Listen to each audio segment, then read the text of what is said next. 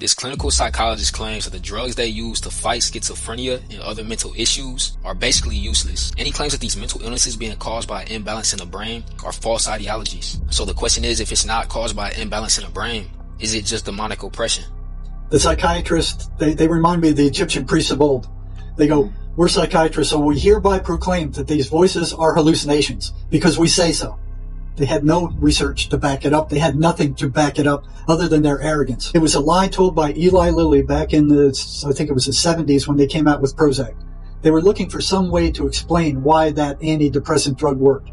They didn't know why it worked. They thought it was a serotonin reuptake inhibitor that prevented the cell from absorbing the neurotransmitter and then destroying it. So Eli Lilly put it out. They knew it was a lie at the time. They didn't care. They published it, and then the Big Pharma ran with it. They started teaching it in the medical schools, even though there was no proof for it.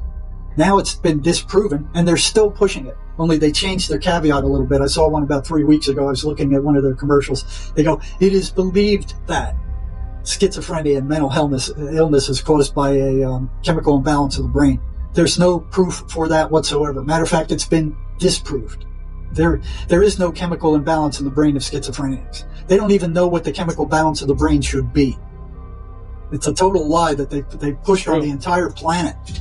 You know, and they're drugging people down at a horrendous rate. They're drugging kids now. I mean, little kids under the age of 5. They're giving them antipsychotic drugs. They're giving them Ritalin. The same thing that your friend evil.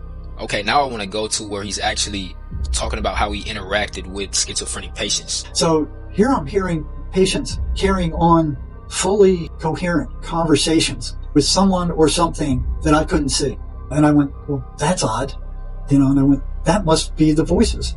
But I was thinking the voices are incoherent, you know, because they're supposedly hallucinations. That's what the experts told me. That's what they taught me all through all these years of programming.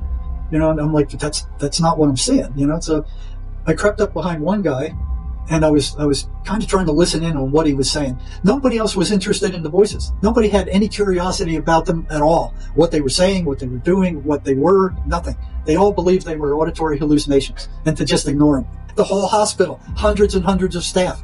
Not one person was curious about those voices except me, you know, and it wasn't making sense what I was seeing. So I crept up behind this guy, and I'm listening to him, and it was just like listening to somebody talking on the phone. You could hear what they're saying, but you can't hear what was coming in. And what he was saying was he was arguing with these things, and it was a perfectly coherent conversation where he would pause and he would respond, and then he turns around and he catches me.